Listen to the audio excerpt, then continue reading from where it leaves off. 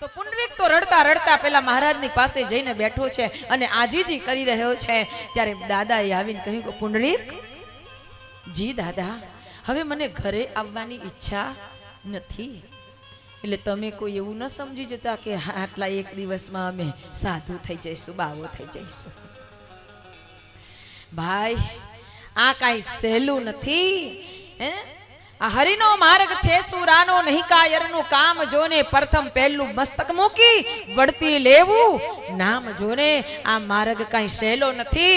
પૂછો જે આ રસ્તે ચાલ્યા છે એમને કે કેટલા કેટલા કષ્ટોને સહન કરવા પડે છે, ત્યારે આ રસ્તે ચાલી શકાય છે, ત્યારે આ માર્ગે ચાલી શકાય છે। પણ આવી ભાવના જ્યારે પ્રગટ થવી ને, એ આપણા માટે બહુ મહત્વની વસ્તુ છે, બહુ મહત્વની વસ્તુ છે।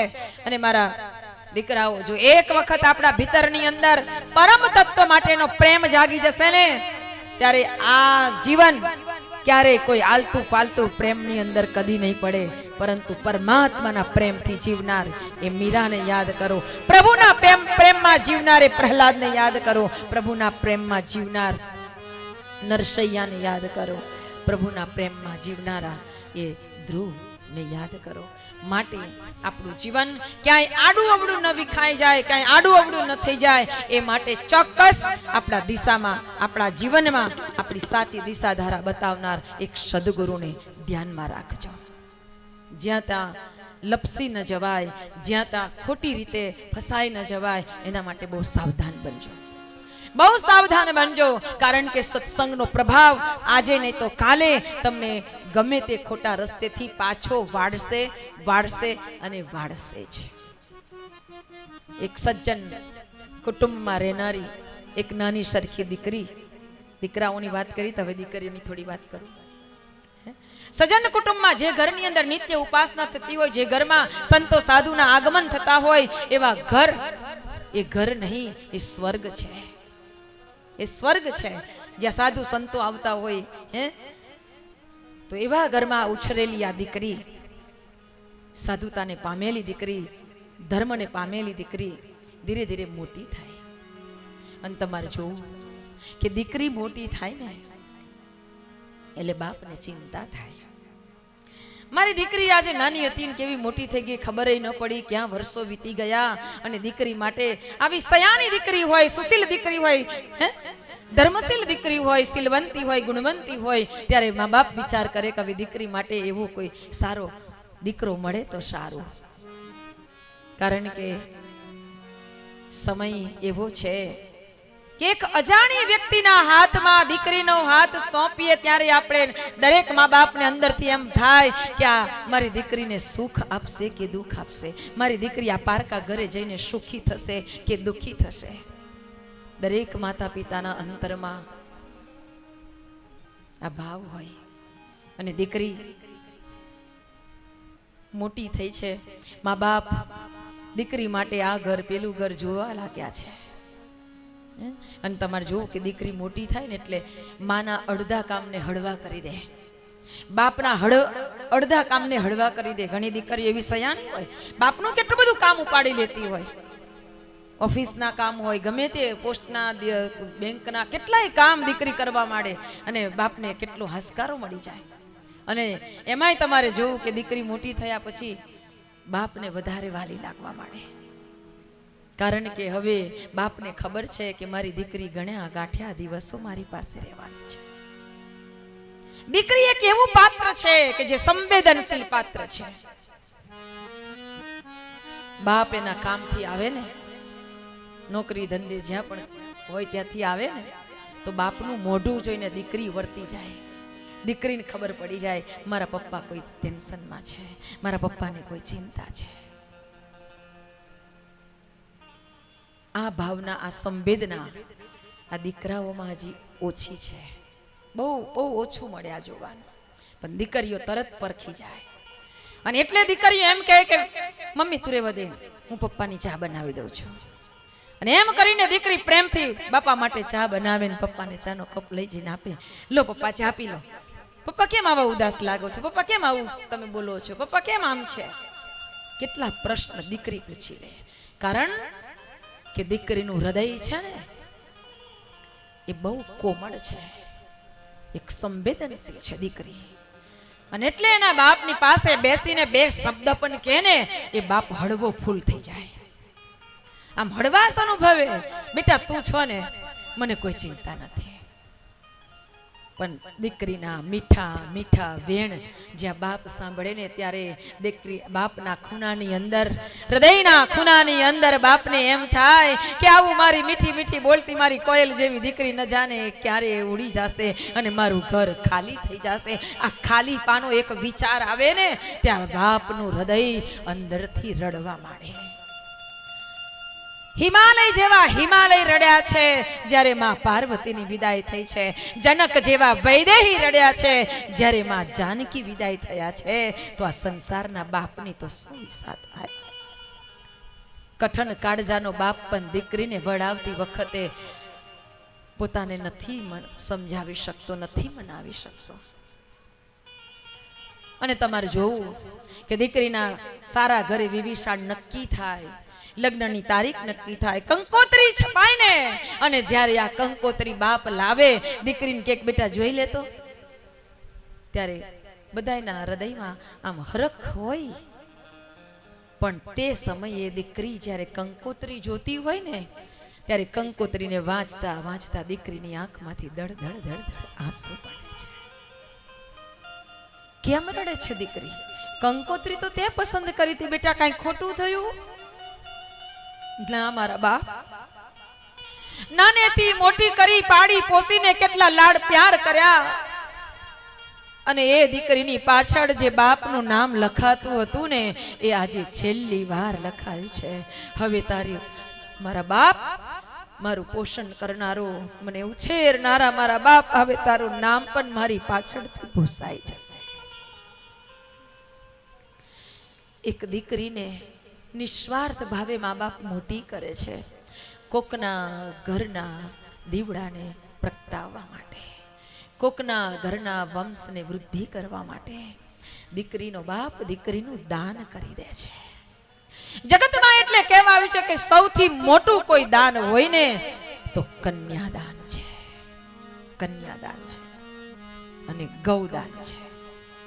કન્યાદાન અને ગૌદાન એ ઉત્તમમાં ઉત્તમ દાન છે, કારણ કે આપેલા તમામે તમામ દાન નિર્જીવ છે, આ બે દાન સજીવ છે. સજીવ છે.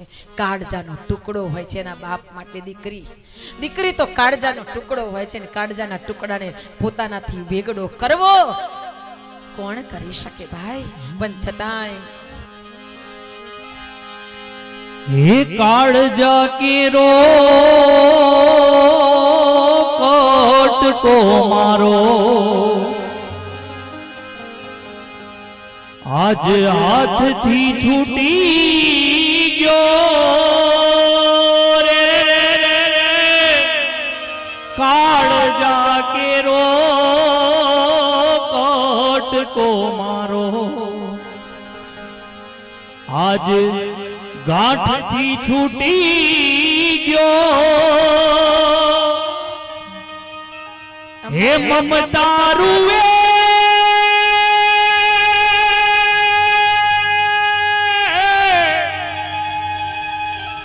હે મમતા રૂવે કેમ વેણુમાં, આજ સુનો યા માંડવડો રે કોટકો મારો, આજ ગાંઠથી છૂટી ગયો. કાળજા કેરો કોટકો મારો,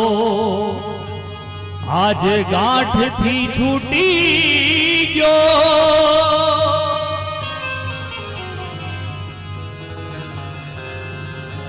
કાળજાના ટુકડાને પોતાનાથી અલગ કરવો એ આ જગતનું કેટલું મોટું સત્ય છે, ને આ સત્યને બધાએ સ્વીકારવું પડ્યું છે. અને એટલે જ ઘણી વખતે ઘણા સમાજની અંદર જ્યારે દીકરો બહુ લઈને આવે ત્યારે આડોશી પાડોશી આવીને પૂછે છે કે તમારે બહુ કેટલું લાવ્યા? ત્યારે એવા સમાજના લોકોને હું એમ કહું છું કે તમને એટલું જ દેખાય છે? કે વહુ કેટલું લાવ્યા એ કેટલું છોડીને આવ્યા એ નથી દેખાતું. દીકરી એનું ઘર બદલે, એના મા બાપ બદલે, એના ભાઈ ભાંડુ બદલે, એની સૈયર સખીઓ બદલે, એનું ગામ બદલે, એનું ગોત્ર બદલે, એનું કેટલું બધું બદલી નાખે. અને ત્યારે એ તમારા ઘર સુધી આવે છે અને તમે લેવા ગયા ને ત્યારે આવે છે. તમારે લેવા જવું પડે છે, એટલું એનું મહત્વ છે. અને એટલે જ દીકરીનો બાપ દીકરીને પરણાવે છે અને પછી જ્યારે દીકરી વિદાય થાય છે ને ત્યારે દીકરીના હૃદયમાં એના મા બાપ કાળજે લાગેલા મા બાપને યાદ કરે છે, સ્મરણ કરે છે દીકરી. અને જ્યારે જતા જતા ઘરની દિવાલ ઉપર ગોળ બાપા એના બંને હાથને કંકુવાળા કરીને થાપો મરાવે છે ને ત્યારે દીકરી બે હાથથી થાપો મારીને જાય છે. એના ભાઈને આશીર્વાદ આપે છે, ખમ્મા મારા વીરા, તું સુખી થાજો, તું સુખી થાજો. અને બીજું દીકરી એમ કહે છે કે મારા બાપની મિલકતમાં મારો ભાગ છે. સરકારના કાગળિયામાં તો હું પેનથી સાઈન કરી દઉં તો ચાલે, અંગૂઠો પાડી દઉં તો ચાલે, પણ ઉપરવાળી સરકારની સાક્ષીએ હું મારા 10 આંગળાની સાઈન કરીને જાઉં છું કે મારા બાપની મિલકતમાંથી મારે કાંઈ નથી જોઈતું, એક રહી તરતી ભાર પણ નથી જોઈતું, એ બધું તું રાખજે, પણ મારી મોટી મિલકત મારા મા બાપ છે. મા બાપ, તું મારા મા બાપને સાચવજે, તું મારા મા બાપને સાચવજે. મા બાપની આંખમાં આંસુ આવે ને એવું કોઈ કામ ન કરતો મારા વીરા, અને તું સુખી થાજે, તારા ભર્યા ભંડાર રહે, તારો સુખી પરિવાર રહે, પણ મારા મા બાપની સેવા કરી લેજે. આ દીકરી જતા જતા જ્યારે પોતાના અંતરનો ભાવ અને વેદના ત્યાં ઠાલવીને જાય છે ને, અને ત્યારે એ જતી દીકરીને જોઈ અને બાપ બોલી નથી શકતો, એટલે હૃદયની વેદનાને વ્યક્ત કરતા કહે છે, બેના રે સાસરીએ જાતા જોજે પાપણના બીજા, દીકરી તો પારકી થાપણ કહેવા, દીકરી તો પારકી થાપણ કહેવા. બેના રે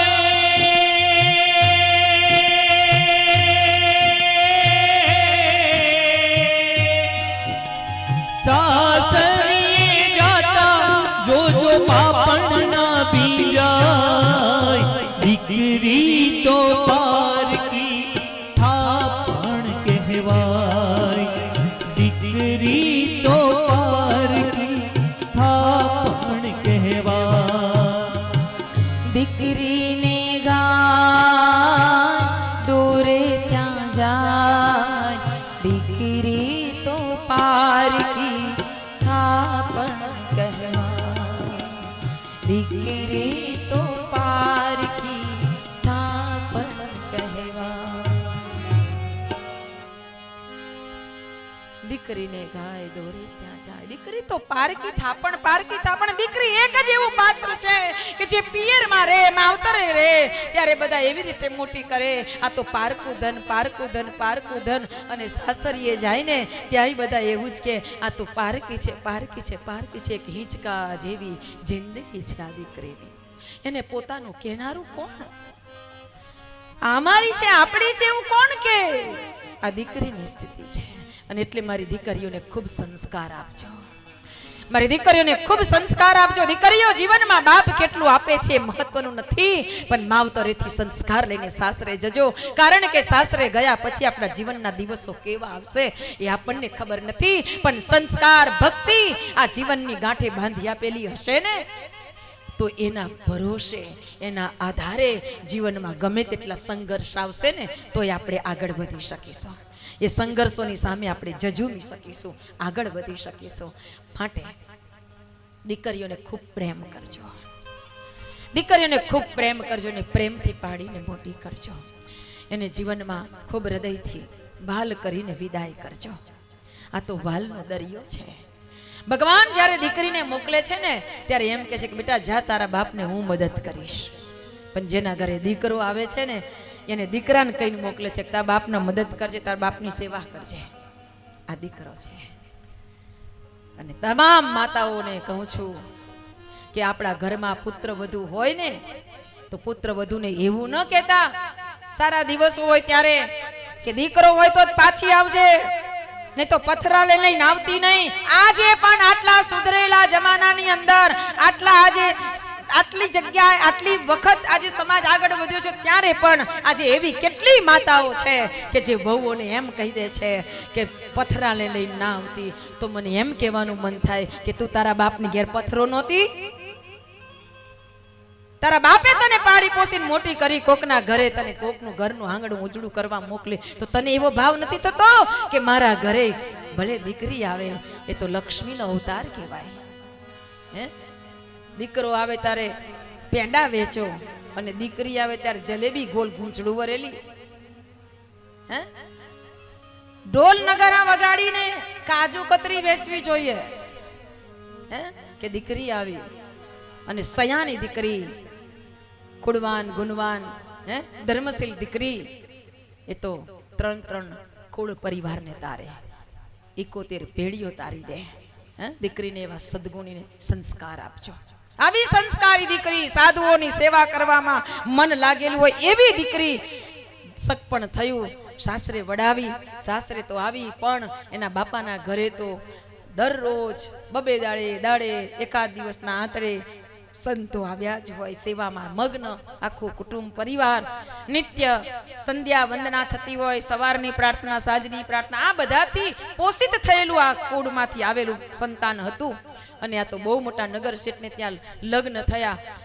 ધમધોમ સાહેબી છે, સુખ છે, પણ ન સાધુને આવવાનું જોયું, ન ભક્તિ જોઈ, એટલે ધીમે ધીમે રૂંધાવા લાગી. મન અકળાવા લાગ્યું કે અહીંયા તો કાંઈ કોઈ દેખાતું જ નથી. હવે આમાં ઘરમાં તો રહેવું તો મને ગુગળામણ થવા લાગી. હવે શું કરું? ઘણા એવા હોય કે કોઈ આવે તો ખુશ થાય, અને ઘણા એવા હોય કોઈ ન આવે તો ખુશ થાય. ઘણા એવા હોય ન આવે. એક ભાઈ એવા કે કોઈ આવે ને તો બહુ ખુશ થઈ જાય અને એટલો આગ્રહ કરે કે ના ના તમારે ચા પીવી પડશે, ના તમારે શરબત પીવું, ના તમારે આમ તો કરવું જ પડશે, અને બેન અકળાઈ જાય. હવે એ વાત છે ને કે વાત ન પૂછો. વાત યાદ આવી છે એટલે કહી દો. આ ભાઈનો ધંધો સુથારનો, ભાઈ સુથારી કામ કરે. દુકાન ઘરની આમ થોડીક નજીક જ હતી. જેટલા આવે ને દુકાને ચા તો પીવી જ પડે ને. કોક રસ્તેથી છોકરાને પકડે, જા તાર કાકીને કહેજે 4 કપ ચા મોકલે. ચા વાળાને ચા, શરબત વાળાને શરબત, કોફી વાળાને કોફી, પેલી બેન જાય હોફી. આખો દાડો દોડાવ જ કરે. ટાઈમે આવે ને તો ભોજન માટે ઘરે લઈ આવે. એટલે અચાનક પેલીને એવી દોટ કરાવે. એક દિવસ પેલી બેને નક્કી કર્યું કે આજે તો કોકને લઈને આવે ને તો બતાવવું જ છે મારે. એવો સરસ પ્લાન બનાવી દીધો. 4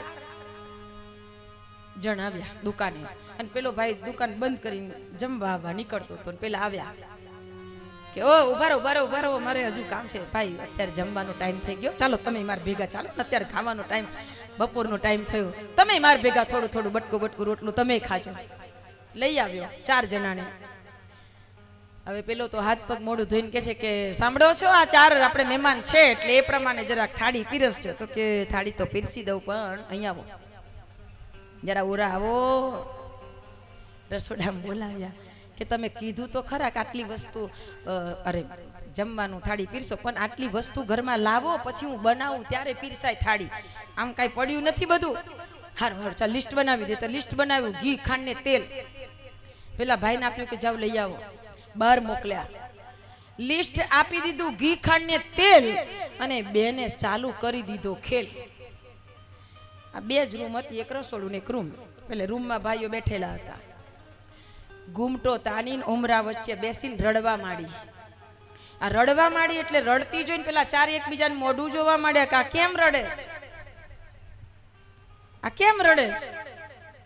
તો પેલા કે તું પૂછ, પેલો કે તું પૂછ, આમ તું પૂછ કર. એક જણે હિંમત કરી, ભાભી કેમ રડો છો? મને તમારી બહુ દયા, તમારી બહુ દયા આવે છે. અમારી દયા? તો કે હા. કેમ?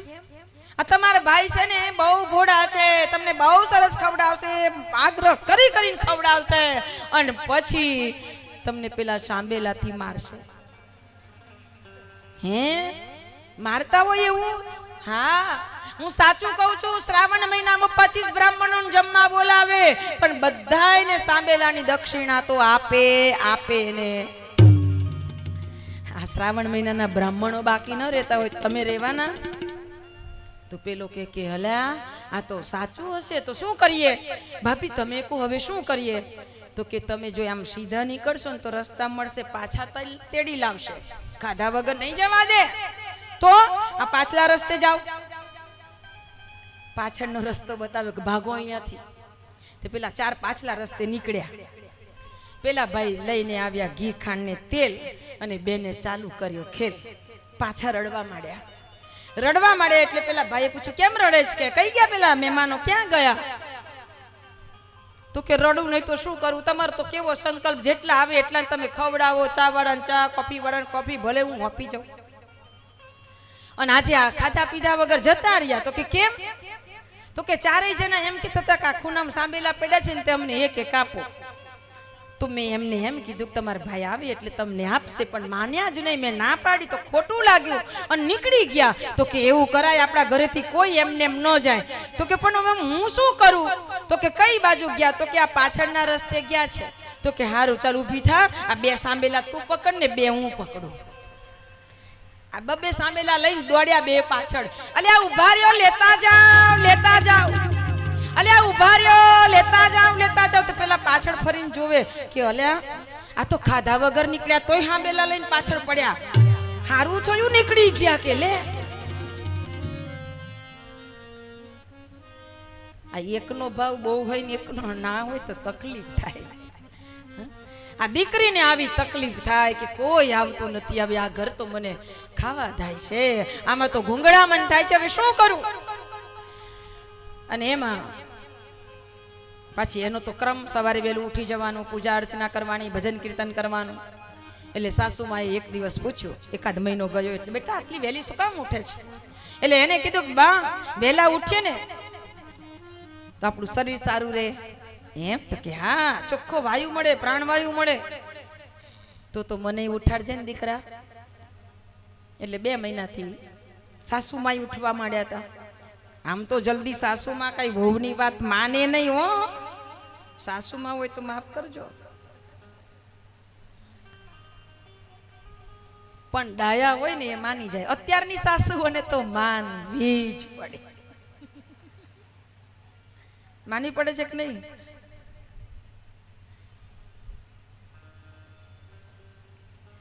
કે માજી ઉઠવા માંડ્યા. દીકરીનો ક્રમ એવો હતો કે બપોરનો સમય હોય તો સારું સાહિત્ય વાંચે. અહીંયાથી લેતા જજો સાહિત્ય. અમારા રાજુભાઈ ખૂબ સરસ બ્રહ્મકમલ, બહુ સરસ વાતો એમાં ગુરુદેવની વિચારધારા છે. વાંચવા જોઈએ. વાંચેલું સાંજે એના ઘરવાળો પેઢીએથી આવે દીકરો એટલે બધું એની પાસે બેસે ને પછી ચર્ચા કરે કે આજે મેં આ વાંચ્યું, એમાં તો આવું કીધું છે, આમ કીધું છે, તેમ કીધું છે. એને સારા વિચાર મળવા માંડ્યા.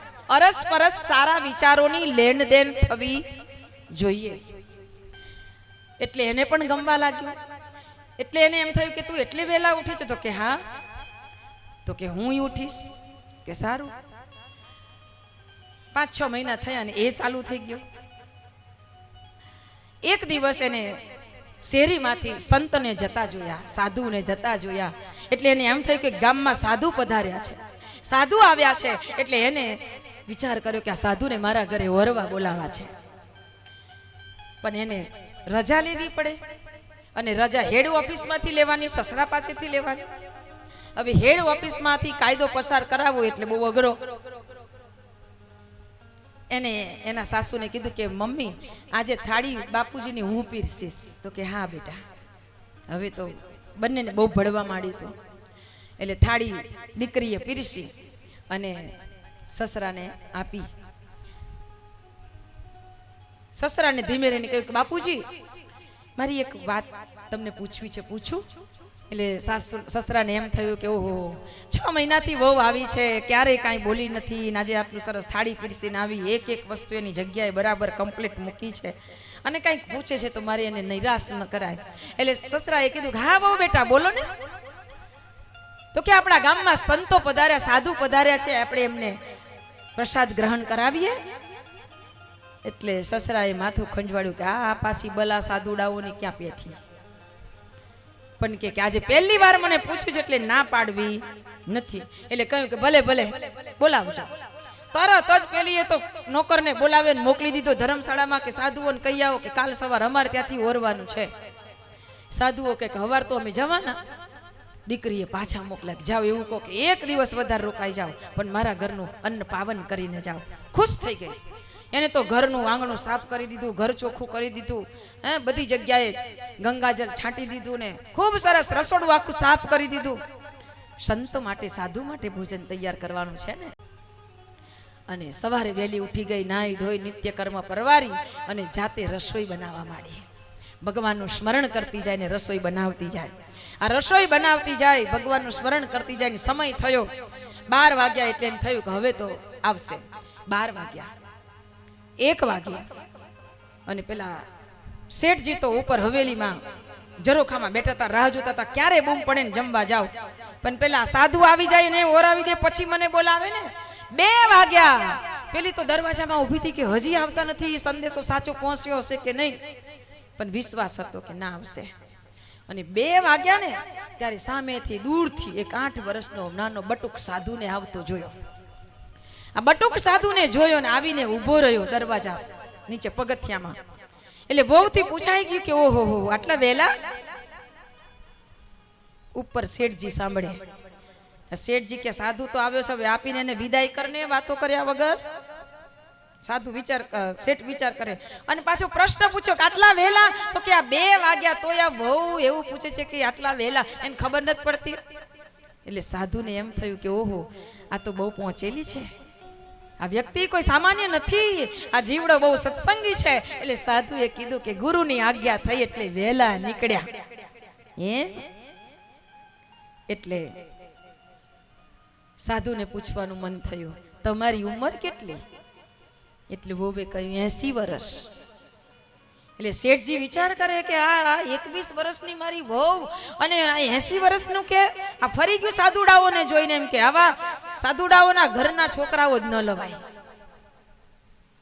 ત્યાં તો બીજો પ્રશ્ન પૂછ્યો તમારા ઘરવાળાની ઉંમર? તો કે 2 મહિના. 2 મહિના. શેઠને ચક્કર આવવા માંડ્યા. અને ત્યાં સાધુએ પૂછ્યું કે તમારા સાસુની ઉંમર? તો કે 4 મહિના. ઓહ. અને સસરા? તો કે હજુ 2 દિવસના થયા છે. અને શેઠ ચક્કર ખાઈને પડ્યા, ખુરશીમાં બેસી ગયા. બાજુમાં પાણી હતું તે પાણી પીધું કે હવે તો આનું ક્યાં સમાધાન કરવા જવું? આ વહુને વળગન વળગ્યું લાગે છે, આટલું બધું ભૂલી જવાય? સાધુ અંદર આવ્યા, જે જોઈતું હતું તે ઓરી લીધું. સાધુ વિદાય થયા અને જરાક શેઠને હડકું થયું, ધડબડાટી કરતા નીચે ઉતર્યા. વહુને ખબર હતી કે હમણાં વાવાઝોડું આવશે. એટલે વહુ તો આમ થોડુંક લાજ કાઢીને ઉભા હતા. બાપુજી થાળી પીરસી દઉં? થાળી બાળી પછી પીરસજો.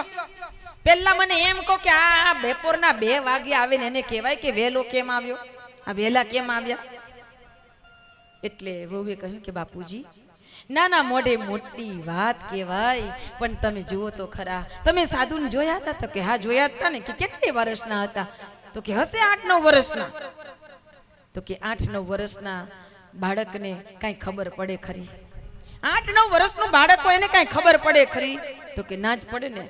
તો કે આ 8-9 વર્ષનું બાળક કાંઈ ખબર ન પડે એવું બાળક આજે સાધુ બની જાય તો એ વહેલો આવ્યો ન કહેવાય તો શું કહેવાય? હા સાચી વાત તમારી. હો આ તો મારા મગજમાં જ નહોતું, એટલે મેં તો પૂછ્યું કે વેલા કેમ આવ્યા. સાચી વાત, એ વાત સમજાઈ ગઈ બહુજી. પણ આ તમે 80 વર્ષના છો, કઈ જાદુ કરો છો કે હું? તો કે બાપુજી આ વાત તમને સમજાઈ? તો કે ના, આ 80 વર્ષનો બુઢો થાય ને ત્યારે આ બધું જ્ઞાન આવે કે આટલી ઉંમરે નીકળેલો વહેલો આટલો કેમ નીકળ્યો.